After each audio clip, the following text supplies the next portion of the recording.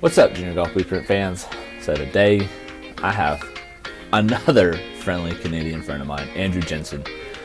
Andrew's a former tour player / now social media sensation. Him and I met just this fall with Zach Radford and Andrew Radford, shooting some videos, having a good time. Obviously, I should not have Canadians on my show because when it does that, it turns into a winter wonderland out here. And as you can see, if you're watching it on YouTube, got a scruffy beard, wearing the hoodie because, hey man, I was claustrophobic. I had to get out of the house. So here I am, getting a couple things done, and this podcast being one of them for you. So, Andrew has an awesome story about perseverance and really trying to find who you are. And Andrew was, came from a golfing family and is now making golf his career, not just from playing, but now with the videos and his content, which is awesome, by the way. You need to go check him out on his social media platforms. And I think he's an awesome dude with a great story and a great message. So, without hanging it out there anymore for you guys, let's kick back and watch and listen to the man, Andrew Jensen. All right, ladies and gentlemen. So today on the podcast, we got my man, Andrew Jensen. I just met this guy not long ago. He came to town, came through town. He was currently homeless and transferred to his new home in Florida. And he's a former tour player. He has his own Instagram and YouTube channel. He's even kicked around a little bit with the podcast. But Andrew was an awesome dude to play with and is a great character to interact with if you're curious about how to get to be a tour player. He does a lot of content on that. And on his YouTube channel, he actually takes on a few juniors as well in the YouTube channel. So a little shout out to the kids out there trying to throw their weight around with Mr. Andrew Jensen over here. Yeah. But before we get into all that fun stuff, Andrew, give us a rundown. How did you get into golf even? Well, so my dad was a club pro back in, I grew up in Ottawa, capital of Canada. My dad was the head pro at a course called Highlands, which was the military golf course, like really right next door to the airport. He became the head pro the year I was born. He was the assistant for like 6 years, I think, prior to that. So I got into golf. Like I had a club in my hand from a very young age. And then there was no real junior program when my dad took over. So and a military golf course, you have a lot of grandparents, like a lot of retired military. So he kind of rolled out this opening to junior members that were grandchildren of members, as opposed to a lot of places only will allow kids of a member, rather a grandkid. So he kind of started that up. And I think I was about 7 years old was like the first clinic that I went to. I mean, my dad had already kind of guided me as a golfer, but I mean, there would be 100 or so juniors on Wednesdays. And then by 10 years old, it's when I started like playing. Like that was my first, I'd only ever played 7 holes. Really? Because the way that our 36 hole kind of shifts, the 7th hole basically would be right by the clubhouse. Gotcha. So after a clinic at like 8, 9 years old, whatever, my mom would take me out and we would play to 7, the par 3 on the south course. So then when I was 10, I made the club, like the junior, it was called intersectional. So it's like inter-club match play. And that was the first time I played a full 18 holes in a tournament.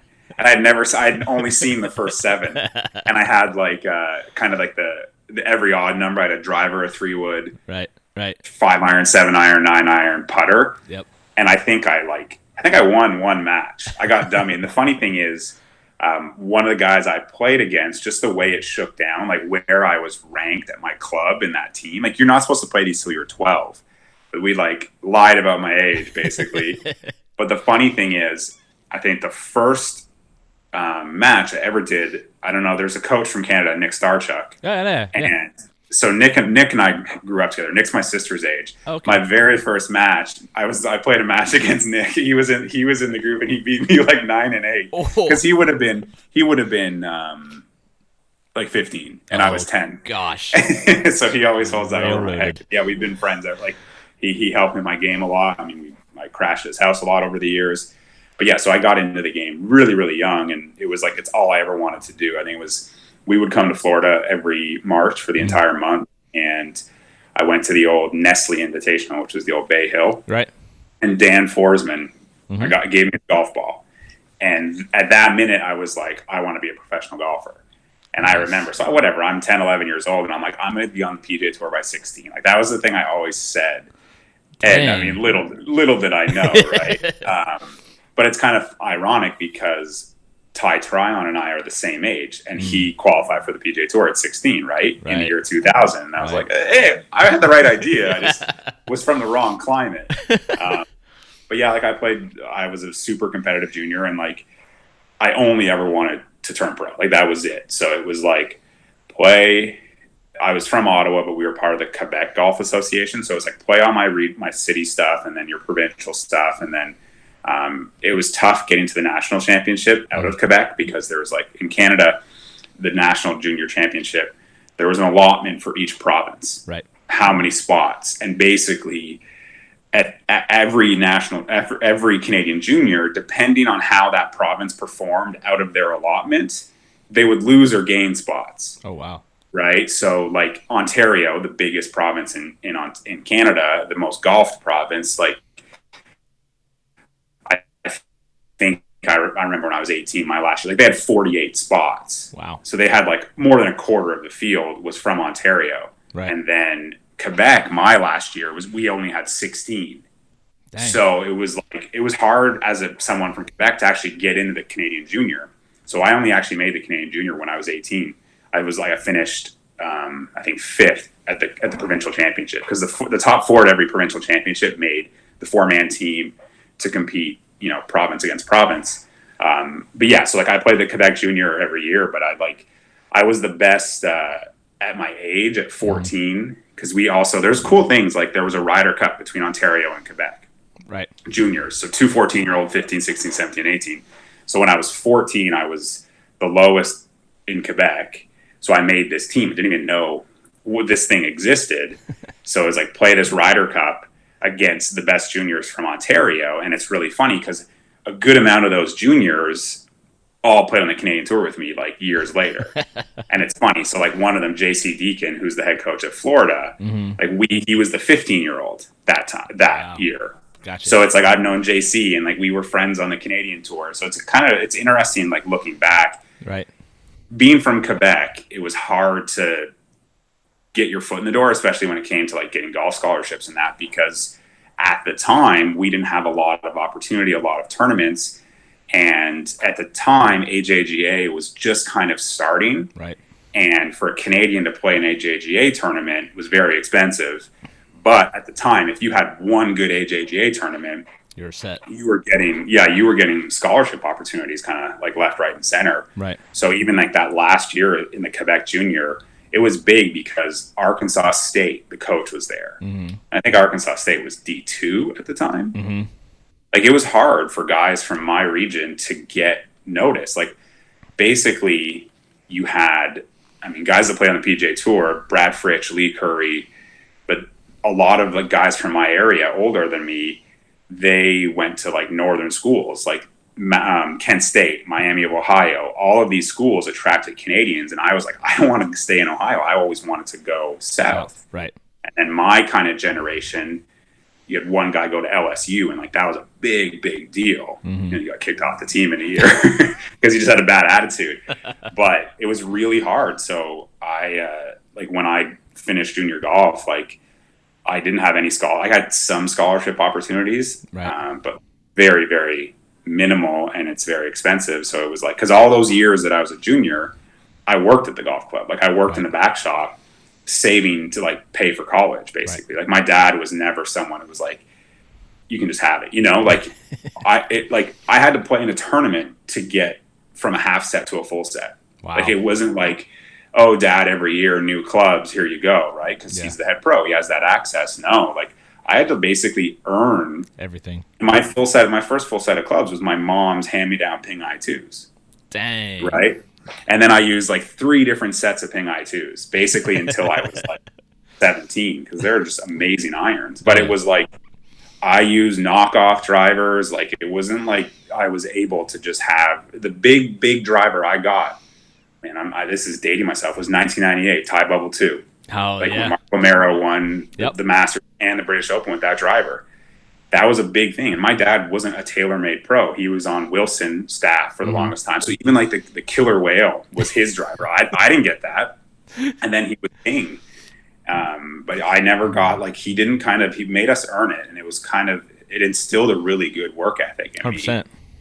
But that being said, and like, I didn't listen to him ever. He didn't teach me because he was my dad. I didn't want to listen to my dad. So like the assistant pro at the club helped me. And then another good teaching pro in the city that my dad knew, we would do some lessons with him in the winter. Right. Because that was the other thing, like, grow up in Canada, like where I grew up in Canada, I had 7 months of golf a year. Whew. And then 2 of those were very cold. So the winter was hitting balls indoors like 3-4 times a week because I loved it. Right. I hated it. Like, I hated hitting it. I mean, at the time, it was 10 feet to a net. There wasn't simulators. There wasn't domes. I would just have to go. But it was like my dad was like, you want to be a professional, you have to work. That's right. And it's like he instilled that work ethic in me. And obviously, as a teenager, it's hard to accept it and embrace it and see, like, the value in it. Mm-hmm. But I see it now. And then I look back as well. Like, my dad didn't push me. Mm-hmm. He kind of said, if this is what you want, this is what you have to do. I mean, a military family, he served in the military. Both my older brothers were good golfers from his first marriage, could have turned pro, but they listened to him because he kind of was like, if you're going to do it, you have to commit this much to it. Mm-hmm. And I was like the first one, like, yeah, I'm doing this. Like, I'm stubborn enough to be like, I'll prove you, kind of thing. Well, but it was like, it was good. Like, I was kind of, because I'd see other players, other juniors with very like wealthy families. Yep. And, you know, dad is calling the shots, paying the bills, forcing. And it's like, those guys stop playing golf at 20. Oh yeah. Basically. Well, yeah. And that brings up a great point because there's not enough, it's funny because I see a lot of kids get handed a lot of stuff like you were talking about. Oh yeah. Right? And I teach so many kids and I see so many personalities, but I always know what I'm getting myself in for when I see the dad carrying the bag into the studio for the lesson. And I'm kind of sitting there like, Mm-hmm. Your kid can't even carry their own bag, like from the car? I think, I mean, how old are you? You and I are like the same age. I'm like 32. Okay, so you're a bit younger than me. I'm 36. And it's like, but we're from a generation where things shifted, yep. you know, 15 years ago, basically, yep. where kids started to they called the shots. Mm-hmm. And like culture is even more so. And I mean, I deal with it a lot on Instagram, basically Instagram and messages on YouTube comments. Like these, I don't want to criticize them, but it's because it's just the culture that they were born into and then how they're being raised. Because right. they ask for everything and because they expect everything. Right. Totally. Like my dad pretty early on was like, you're going to earn new clubs, golf balls, access to the range, that kind of stuff. Yeah. Like I'm going to drive you to the golf course first thing in the mornings. You're going to leave with me first, like at the end of the day, like sun up to sundown. You can kind of get on the golf course in a way that other juniors can't. Mm-hmm. That was kind of my silver spoon, if you will. Right. But any kid that like I competed against at my club was never like, oh, he's just kind of the pro's son. Like it was like, no, I was one of you guys and you have nicer clubs than me, basically. And it's like wasn't like, oh, every year, Dad, this right. is coming out. Can I have it? Can I have it? Whereas literally now, I get every year, every time I get a new golf club, and if I've posted about it, I have junior golfers asking me for the golf club I just used. Right. Like what? Because they need it. That's right. And it's like, no. Yeah. No, it's absolutely not. It's funny that you say that too, because we live in such a different era, like you were saying, but also like the amount of information these kids have access to now too is like completely different than when we were growing up. Like you were talking about like the technology stuff. Like I was in high school when the Cleveland Launcher 320 or 330, whatever it was, like came out. Yeah. And like that was like a big driver back then. Yeah. Like everybody's like wigging out. Like this thing's huge. Yeah. And titanium for me, like titanium became a thing when I was a teenager. Yeah. But it's funny you talk about that with like the like getting access to stuff and or not getting access to stuff, right? And I think a lot of kids like right now, I think part of the struggle is, especially kind of where I'm at, like we're a little more affluent, right? Davidson County or Williamson County is like one of the richest counties in the country for the United States. Yeah, is like it sounds like you wanted to dig it out enough and blue collar it, if you will, till you made it. And I think now there's so many kids that don't have to do that to break away from where they're at, their situation, right? And like for me, it was like, I'm going to be a tour player because I don't like my situation, and I want to do something with golf that allowed me to be somebody that I can't be in Pennsylvania. And so, but now these kids have the mommy and daddy's company, or mommy and daddy have enough connections that they got a good job. If they go to college, come out, they got a job, pretty much locked up. So like, why struggle for the tour? Like I've told that to my wife a few times. It's like, I teach so many kids with so much talent that will never play in college because education's more important, which is great. Don't get me wrong, that's awesome. Yeah. But like, I know that I'm sitting there looking at a kid, and I'm like, man, if you gave it 4 more years in school, like you're pretty good. Like something could happen. It's like, well, but I want to do this. I want to be a doctor. I want to be a lawyer. I want to be whatever. And so like the tour thing is just kind of like, why go struggle for 6 years when there's so many good people out there? That's a brilliant idea. But because at the end of the day, the way that if I was raised, and don't get me wrong, I don't want to sound like I was like, oh, you had to, like, I had it very good, and I was a spoiled kid. In my behavior and in like, in the way that I spoke about things. And my dad worked very, very hard to instill a difference in me, and it showed itself, inadvertently in my 20s and 30s. Mm-hmm. I was seeking my dad's approval this whole time. Like that whole time of being a junior golfer, like it's well evidenced my struggles with depression and that. And mm-hmm. I wanted my dad to tell me I was good enough. Right. And I think that's probably very common with a lot of junior boy golfers, right? Sure. Like especially if your dad golfs, golf is your time with your dad, and time is such a valuable thing. And that was what I did. I did that to spend time with my dad. And if I was a good player, I believe that my dad would love me more, which it couldn't be further from the truth. Right.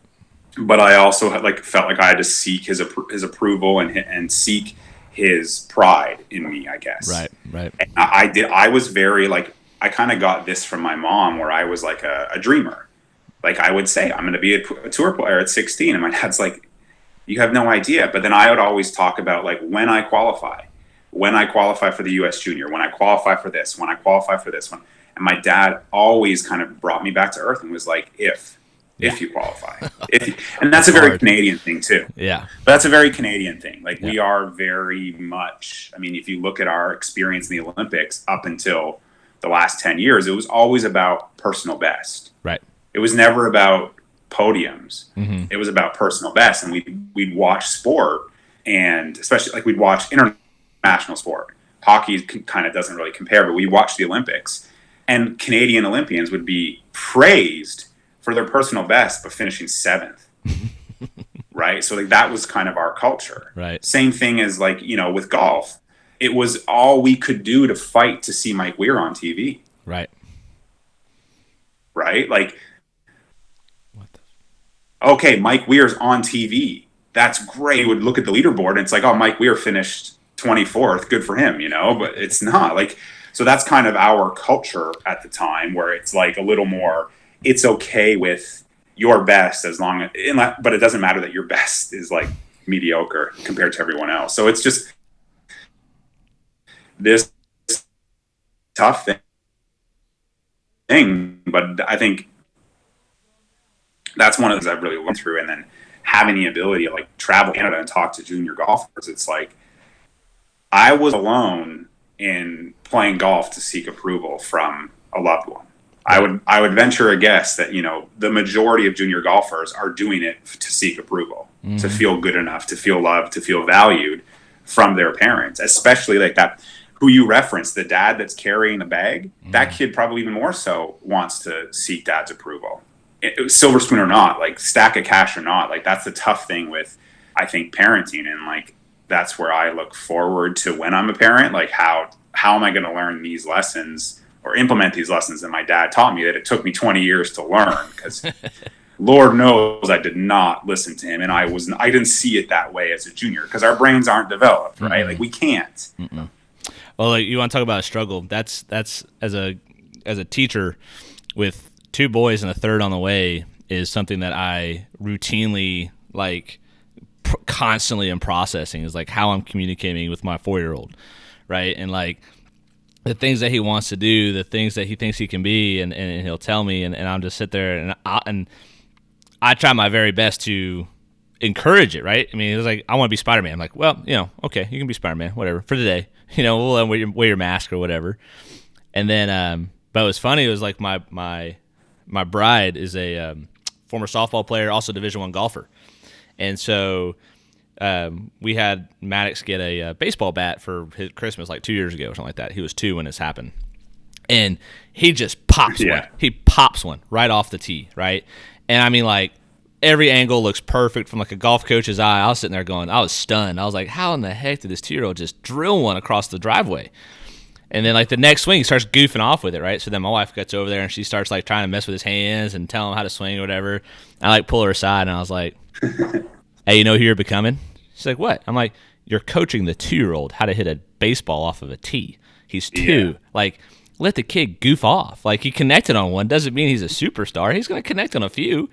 But let him just goof off. Like, what are you doing right now? It was funny, man. And like, and she kind of like had that like aha, like, oh crap, I didn't even realize how easy this was to try to coach your kid, like already trying to like morph at 2. And I was like, man, you gotta be so careful, so careful. Well, I think it's inherent. It's inherent, I think, in like parent DNA, but then also like in athletic DNA, right? Because even like to here, right? So that's a difficult thing with when you've spent your whole life in a sport. It is, which is kind of then as to the interesting thing is if we see junior golfers whose parents have nothing to do with golf, know nothing about golf. Yeah. Is that good? Or is that even harder? Like, it's just, it's very difficult. It's a E3. So the generation he grew up in, absolutely not. You just listen to dad, right. And then he raised his 2 boys like that. And my brothers are 23 years older than me. They're almost 60. So it's like they listen to dad. But then I grew up in a generation where you begin to question. Right. And then it's almost like it's gotten so bad where maybe there's this time where kids don't even respect parents. But then I think our generation that learned to question and think critically in a healthy way through it all, we can then maybe shift it in a positive direction when we start to have kids and teenagers. And it's just like, I'm always fascinated with how culture shifts over decades. And it's like, that's one thing that even my, really crappy playing career, I mean, there's definitely some highlights throughout it, and like I wouldn't change anything. Some of my best moments, my best memories are. Well, and I guess it's one of those things where like I'm afforded the luxury now to take these lessons that I learned as a junior golfer and like from my dad, but then also these lessons I learned playing. I mean, my playing career it's pretty evident that I shot a lot of high scores, like as people on YouTube like to tell me, but I also shot a lot of low scores, and I had great moments, and I won professional tournaments, and I played on an internationally federated tour on 4 different occasions. Like, it's not like I'm not trying to defend my playing career, but it's one of those things that I think people don't get because we're so accustomed to this. So it's easy on the PGA Tour. But those lessons that I've learned, it's cool now to kind of transition into a bit more of a mentor role with these juniors that I film with, because I mean, I can coach if I wanted to. I don't really want to, but if someone wants to ask me some help, for sure. Like, I love to share experience, and like these kids all work with the same swing coach I work with, so I kind of can add a little different thing by just kind of goof. I mean, it's weird to think like these kids are 20 years younger than me, and we're like, I'm trying to goof around with them, but then sometimes I'm just like, oh my gosh, like if we're just playing for like not filming, I have to babysit, and it's just like, ugh. But then I remember, like, yeah, I asked for this. Like, I'm choosing to golf with 16-year-olds, right? So, but it's cool because it's like, these, like you said, there's a lot of knowledge at, everyone's fingertips these days, and there's kind of 2 ways I've seen it go. Because there's so much knowledge, people then are afraid, don't know how to actually like look for themselves. Right. Right. So it's like, as an example, I mean, I post something and I'll literally tag Whoop or whatever I've posted about, and I will get DMs. What is that all about? Click the tag, click the link. Like, you can read it. Like, I discovered things by listening to podcasts about a certain product or whatever. You can do that too. I'm not about to tell you all of it. Right. But then the other side of that is, because there is so much information out there, some can go a good way with it and be like sponges. Right. So some of these juniors, like, we can goof around on the back of the range, but we can also talk about kind of life, you know, because Totally. I'm listening to 16, 17-year-olds kind of tease each other about if they've had sex or not. Right. And it's like, I can kind of talk about my experience and be like, don't worry about that. Mm-hmm. You know what I mean? Like, that's only going to get in the way. Like, it is an unhealthy comparison. I did it. I lied to all my friends just to kind of fit in. Right. But nowadays it's like, you know, you want to, these kids, like, you don't want to get a girl pregnant accidentally if you want to try to play golf. Right. No. So it's like, it's cool to kind of bridge that gap and just be a friend, mentor, but not have to talk about their golf swing, but also be able to encourage. And like, that's really, really cool. Because if I look back, like, that's one thing my dad was very good at, is he was very encouraging. Like, when we played golf, if I hit good shots, like, he would identify that they were good shots. Right. And I think that goes a long way to have someone in a bit of an authoritative position to you. Mm-hmm. Just be like, that was good. That goes a really long way, as opposed to, okay, that was good. But then the bad one is like, oh, what did you do there? What were you thinking? Like, you know what I mean? Like, dive too much into the bad, as opposed to just being like, that was good. Or like, it's fun to kind of be in that role now. Yeah, definitely. And like, and this was, I was going to kind of lead us into the part of the conversation I want to talk to you about, is like playing with these kids and talking about trying to play on professional circuits and moving in that direction. You know, if I could have had somebody in my life a little bit more that was there or would have mentored me in the high school bracket of like how to actually get to the tour, that would have gone a long way for me, because I got to where I was pretty much on my own. I mean, I had a coach, but I didn't have like some college kid come down and play with me all the time. I didn't have that like relationship with anybody. And I think having, like, my dad still can't break 100. He's terrible. You know, so having somebody that, sorry, Dad. no, he knows. it's no secret. You know, and if I could have had somebody, you know, to look up to, that'd been it. And I've done that with my coaching career, which is why I think I'm a halfway decent coach, is because all the coaches I have around me are phenomenal coaches, you know, and I can look to them for guidance. I can look to them for answers and to solve these riddles and these questions. So when you're trying to hand out this advice and these mentorships to these kids about trying to go play professional golf, you know, what are some of these commonalities that you're seeing that kids are needing to understand? I mean, it's interesting because I can kind of look at like basically two kind of polar ends of the spectrum, because the juniors that like are at the club and working with my coach, it seems like they all want to play college golf. I don't know who wants to turn pro and who doesn't. I don't even know if they think about it yet. Like, I don't know. I think I was very different, and like that was the only thing I wanted to do. Mm-hmm. And even I remember my college team in Canada at Ottawa U, you know, we would sit and talk, and like our coach would sit with us and be like, well, you know, what do you guys want out of the game of golf? And I was the only one that was like, I want to play on the PGA Tour. Right. It's like that was kind of the goal, and I was going to work towards it. There were some guys that were like, maybe I'll turn pro, play the Canadian Tour, and it's like that's just we'll see what happens. Like, that's not going to kind of push you anywhere. So it's like I see these kids, and it's like, okay, if you can get your education kind of decent because of your golf game, that's great. But then I see more, and this is it's a tough line to walk, because I've always tried to make videos and tell a story that was like super encouraging and basically saying like, you know, if you work towards something, you can achieve it, but it's not necessarily that you will achieve it, right? Like, I spent my whole life pursuing the PGA Tour. And if I were to sit here now at 36 and look back, it's like, but I always said kind of, I want to play golf for a living. Like, that was kind of it, right? The PGA Tour was the pinnacle, but PGA Tour could have come and gone in the last chunk of time. You never know. Like, it could have changed, right? Mm-hmm. So it was like, play golf for a living. Well, I look at it like I play golf for a living, right? Like, I make videos about golf. I'm a professional golfer. And it's like, I make a living playing golf. So it's like, I kind of achieved my goal in a roundabout way. But, you know, and I try to say like that, you know, I've worked my ass off for this. Mm-hmm. And even when it comes to videos and all of that stuff, like, my YouTube channel is not even close to the size of some of these bigger guys, but I've been doing it for 4 years and have made over 400 videos. Right. That's reps. That's a lot. And that's the thing. That's the thing with competitive golf, right? You need reps. Like we talked about earlier, I played my first competitive tournament at 10. So I would play whatever tournaments I could at the club or in the city all summer long. So I had reps like always. And now I see kids who think if they just work, it'll happen, right? And I have people that reach out to me, and I've done like play with viewers, and I've had people come down and like 17, 18, 19-year-old, I'm going to turn pro in a year. Can't break 100.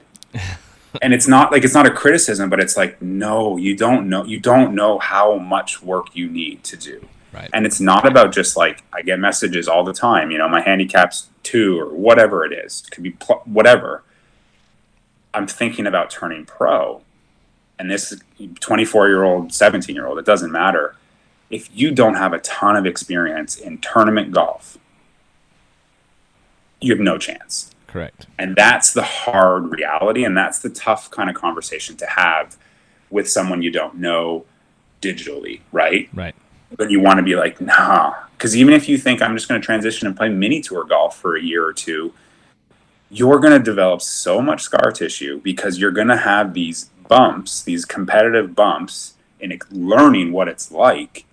And you're going to shoot a million. And then you're going to question everything. Oh, yeah. Because you shot. And that's the flip side. Like, if I try to play a tournament right now, like I'm shooting like high 70s, but I'm not questioning my whole ability as a player. I mean, you've golfed with me, you know, that's not the golf I play. Right. But it's just like, it's a different animal. And I don't have the reps in the last 2 years since breaking my arm to draw on and look at, you know what I mean? Like, look what it does to a player like myself. And I'm not alone. There's hundreds, if not thousands of us like that.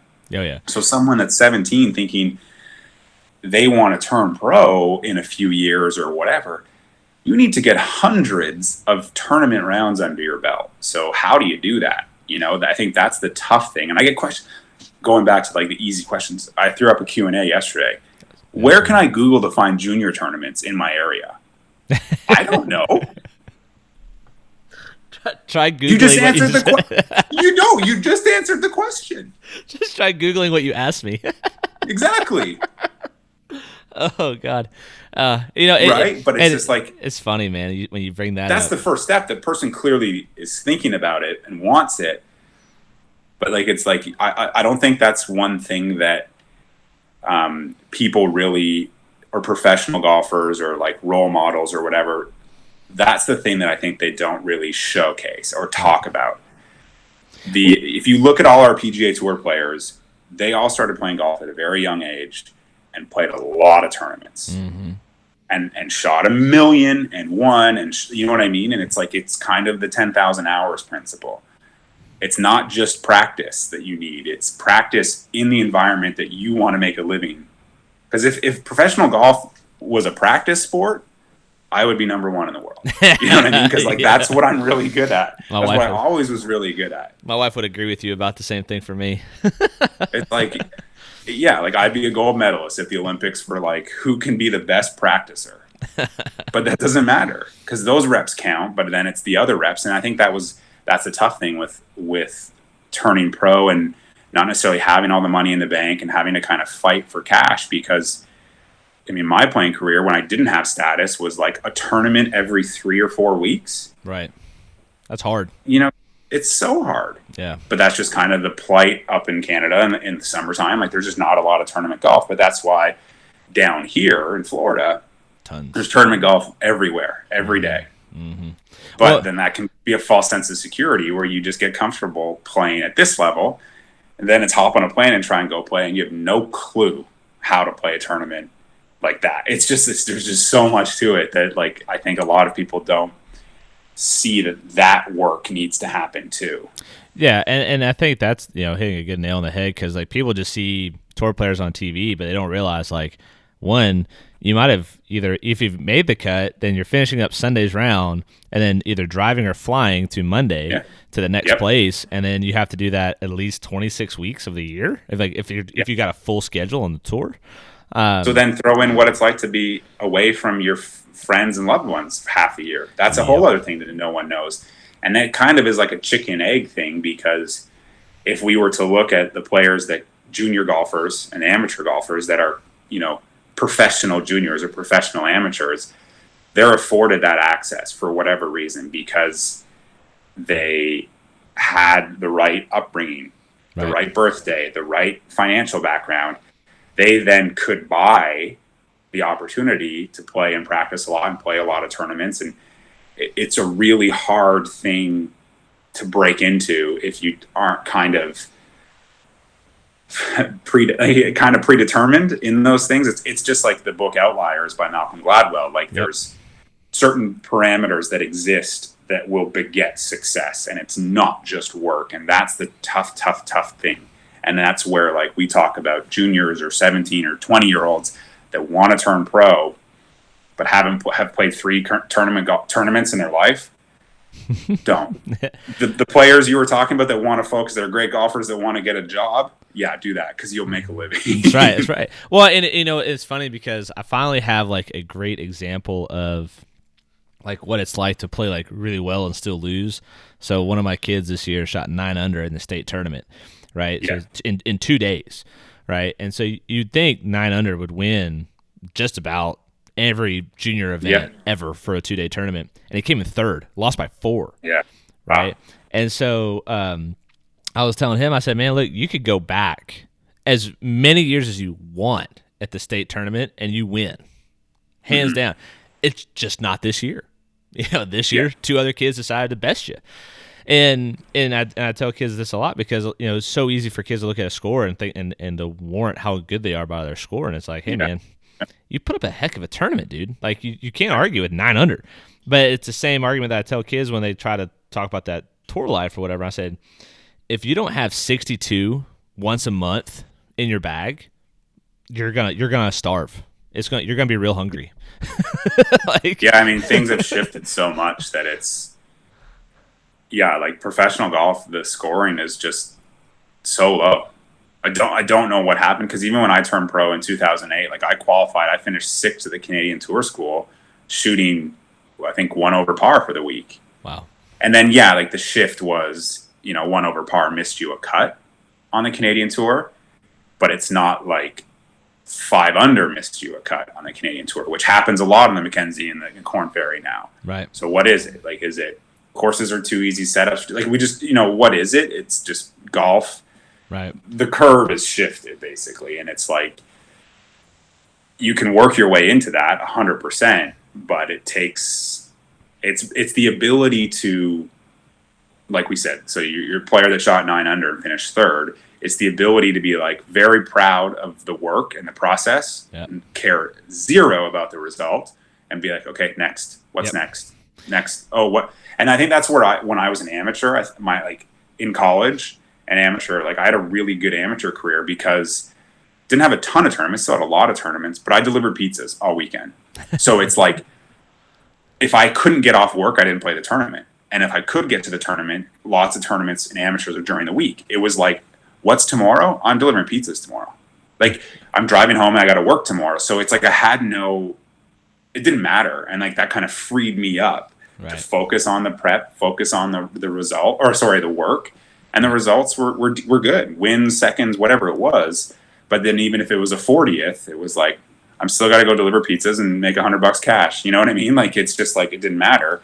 But then the shift is when you get hung up on the results, especially for identity, for worth, for bank account, for whatever, it's really hard to be like, I mean, I was good at it in my first year on the Canadian Tour, and that was probably it. I made 15 events. I made 3 cuts. But it was like when I missed cuts, I shot like 70, 80. 80, 70. Like, that's how I missed my cuts, basically. Right. But I would be like, okay, I knew I was in the field the next week because I had full status. So I was like, I'm just going to work.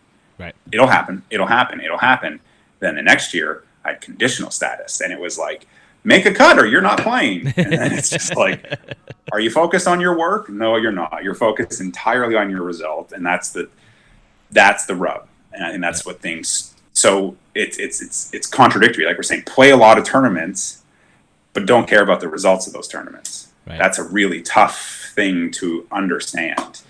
It is. And it's like the way I tell a lot of kids to like relate it is like back to putting a little bit, right? Like you can hit like the best putt you've ever thought you've hit in your entire life, and then it takes one spike mark, one ball mark that you didn't see in your line that jumps it off line, and it doesn't matter, right? Yeah. Even though you paced it perfect, you put it right on the line, you know, it hits one little imperfection in the green that is outside of your control for the most part.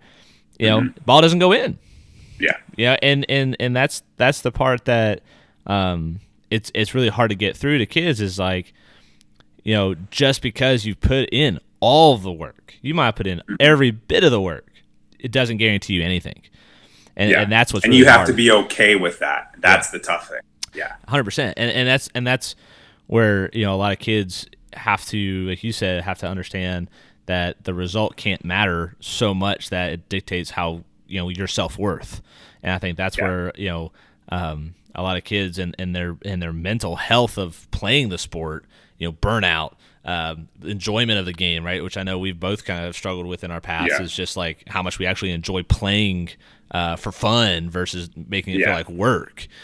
Well, and that's the thing that like, so like I said earlier, like my history is very, I mean, I'm very open about these things, but like I tried to take my life when I was 16 for the first time. And it's like, because I legitimately, my worth was the score. That was it. Because I put all that pressure, right, on this is what I want to do with my life. This is who I am. I don't know anything else. I don't know how to do anything else. So it's like, if that score is high, like up the leaderboard, I'm good. But if it's low down the leaderboard, I'm bad. Right. And it's like, that was so difficult. And like, obviously it took me a lot of years to kind of get healthy and deal with these things. And it happened in my professional career. Like, but that's one of the things that like, when I do talk about these things, it's like, I never was told that like, if I played a tournament or a club tournament, or just even with my buddies or with, you know, paired with members, especially as the pro son, right? Like I'd be paired with members all the time. And I'm like, this is a representation of my dad, right? How I behave and all of those things. But I was never kind of told that if you shoot 80 and feel like shit, that's okay. Right. Right. I was kind of told that like, if you shoot 80 or whatever that high number is for you, learn from it, dust it off, get at it tomorrow. Not a second was there to be like, process how you feel about it. Right. And that's the shift that, you know, thankfully our world is making, where it's like, because at the end of the day, like the way that I would feel after these rounds, I didn't think my parents would care to hear that.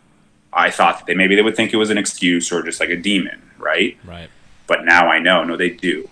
Like my overall well-being as a 16-year-old, as a 15-year-old, whatever it was the most important thing to my family. Right. But I thought the golf score was the most important thing, because the golf score is all we talked about. Right. The golf score is all anybody knew me by in school and at the house, and it's all we talked about. And especially when the golf score was high, we really talked about it. You know, what went wrong? What can we do? Da-da-da-da. When the golf score was good, it was a pat on the back and just keep going. Right, right. So like that was a shift that had to happen, and it didn't happen. And that's, thankfully, we are in a culture, in a world where like these conversations are okay to have. Parents are making a space for their kids to say like, I hate myself when I shoot these scores.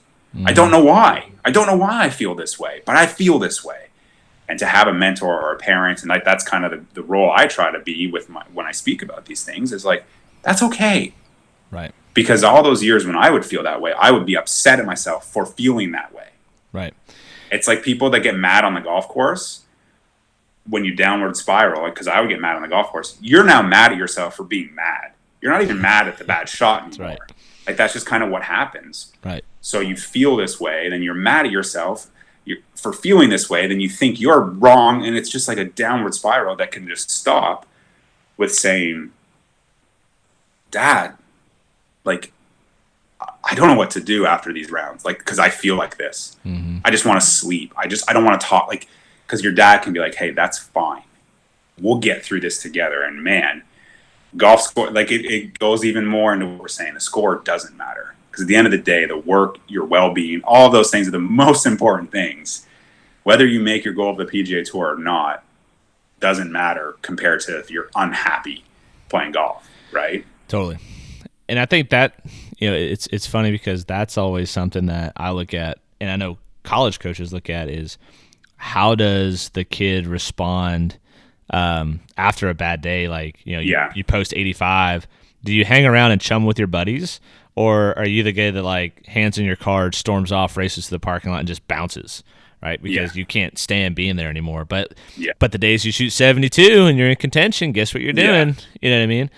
And well, that's what's really interesting, because when I was a junior, golf coaches, it seemed like you only cared about your score. Right. Like, that was it. Whereas now, and especially like the guy that went to LSU, he had a temper problem, and he kind of got kicked off the team for some bad stuff, but had nothing to do with his score. Right. But now some of my buddies, some of my close friends that I played on the Canadian Tour with are NCAA coaches. And these kids that I'm playing with, when they find that out, they're like, oh, you know what I mean? Like, I'm really good friends with the head coach and assistant coach of Florida, and I live in Jacksonville. Do you not think these kids are like, can you tell JC about me? Can you tell JC about me? But even if I have these conversations, these coaches, my friends that are coaches, are like, what's their attitude like? Yep. How do they handle these things? Scores, I can look at their scores online, and you can get a picture as much there because you understand your coach, you understand how it works. But it's like, to me, and it's interesting to hear that. Like, that's what matters now, and it's refreshing as hell to hear that, because it's like, it's not what you would expect, especially when you look at college sport, football and that. It's like, we care about one thing: winning. Mm-hmm. The well-being of our players. Like, I won't tell what school, like, legitimately, because I'm open and, like, I speak about mental health. One of my friends who's a coach called me and said, I have a player who is, like, wants to hurt himself. We're trying to get him in therapy and these things. He's like, what can I do? How, like, I get chills thinking about that. Mm-hmm. That a coach cares enough about a player to be like, what can I do? How can I help him? And like, that's like so powerful with where we are going as a world and in sports. So it's like, not all is lost with millennials. Well, and I think that's a shift we've had to make, because most coaches now, I mean, there's so much talent out there now that I think most coaches now have, like, kind of come to realize, like, that is the difference maker. Like, anybody could go shoot. I'm not gonna say anybody, but most kids are going to play college golf can shoot a sub 70 round. But it's like, they're looking for the kid that shows the grit when the round's not in their favor, or the kid that will stick it out and shoot 74 instead of 78 because he didn't quit on it. You know what I mean? Yep. And then the coach sees that and goes, well, if that kid can turn a 78 into a 78 into a 74, imagine what he's going to do when he's hot.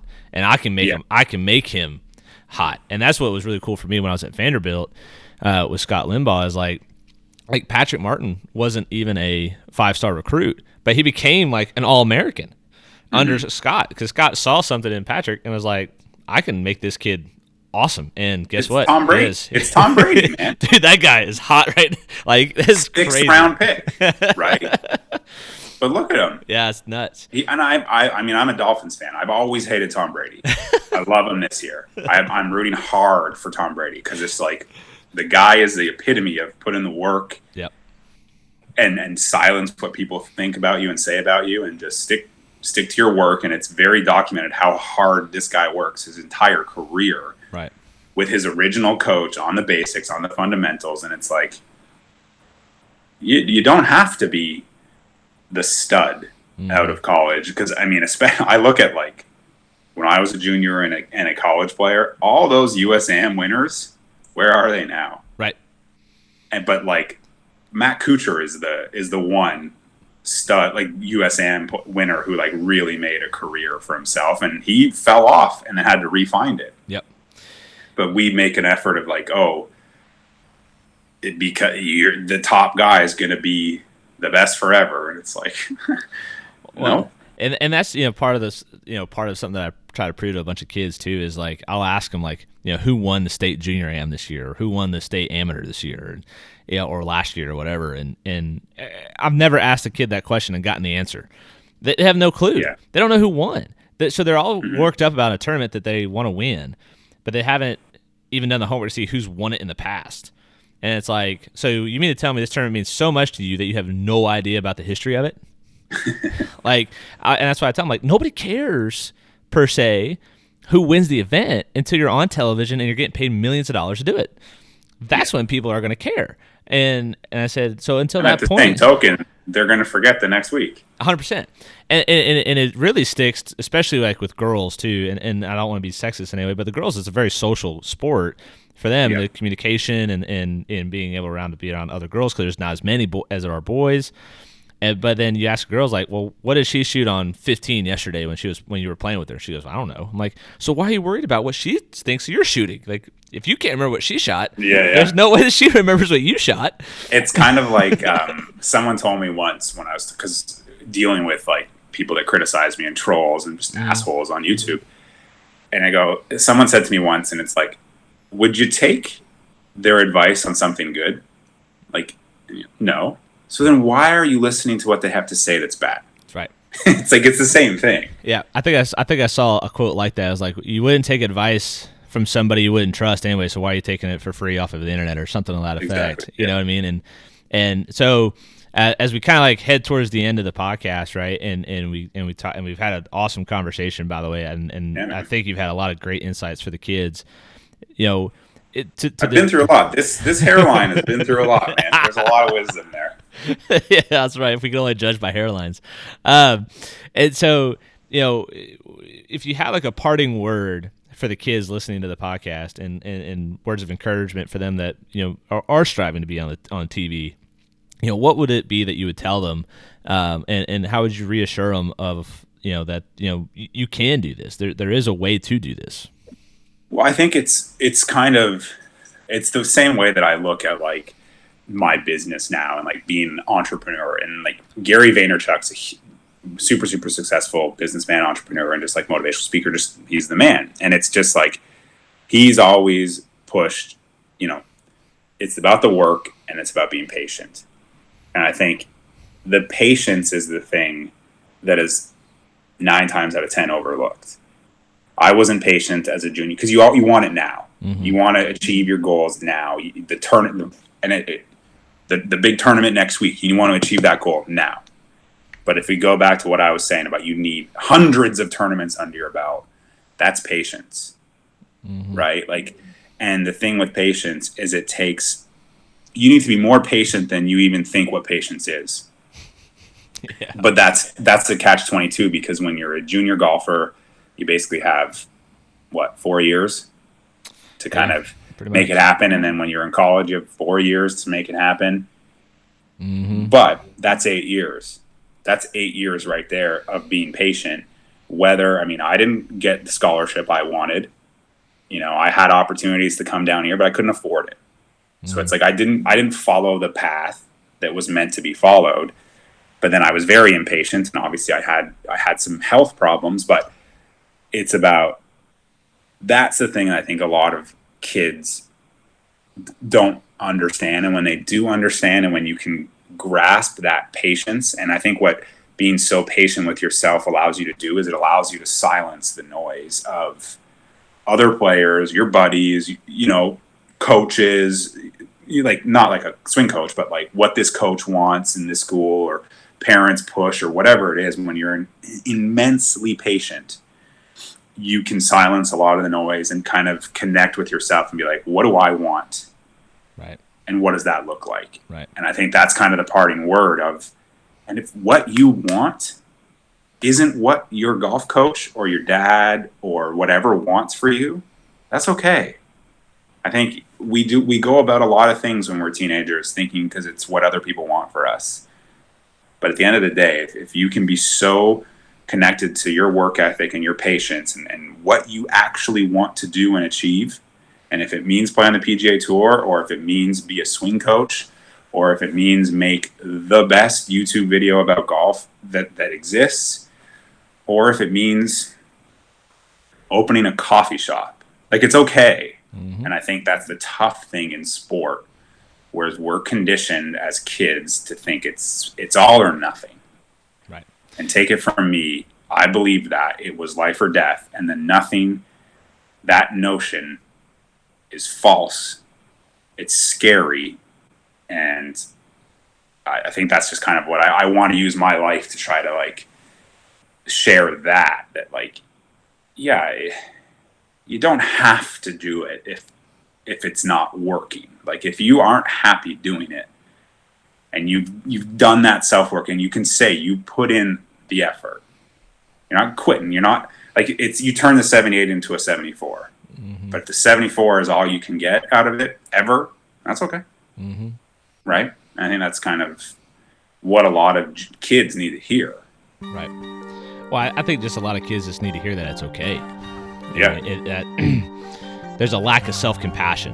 That was something I had to learn. You're impatient with yourself. Yeah. You're not patient with yourself. So therefore you don't think anything's okay. Yep. And that's the patience. It's everywhere. Like, yeah, it's wild. And it's tough, especially, like you said, as a kid that doesn't have a fully developed brain and maybe some, want to be half-shot parent that thinks he knows what he's talking about and thinks he knows what it takes to get there, and there's a lot of stress that kids go through, and there's been plenty of kids that I've seen where I wish I could, like, just adopt the kid from the parent. Yeah. I was just like, God. No, it's more adopt the parent. Yeah, maybe. Yeah. Yeah, shake the parent's head. Yeah, and so, I think you've offered a lot of great insight, and there's going to be a lot of kids, I think, that will resonate with what you were saying today, because it's such a lonely sport to begin with, and if you can't, like you said, have the patience with yourself to endure the process that it's going to take for you to get to whatever your goal may be, it's never going to be worth it, and that's the hard part. And then if you never see value in it, and you never actually find that worth, and because the worth is unachievable. Yeah. What's the finish line for you then? So I think you brought up a lot of great information for kids to really chew on as they listen to this podcast, and I appreciate that. And pleasure, man. Andrew, what are ways people can find you? Obviously, I'll put your information in the notes, but what are the best ways people can reach out and see what you're doing? Yeah, I guess Instagram or YouTube. Those are my main things. And anybody listening to this, send me a message. I try my best to answer anything I can, unless it's a dumb one that's tagged but in an app. What up was that? You can click on the tag and figure it out. But yeah, I mean, I try to make myself as available as I can, because that didn't exist when I was growing up, and it's part of my job now. So yeah, Instagram, YouTube, and if you want to chat, just hit me up. Awesome. Well, Andrew, thanks again for the time today, brother. I appreciate it.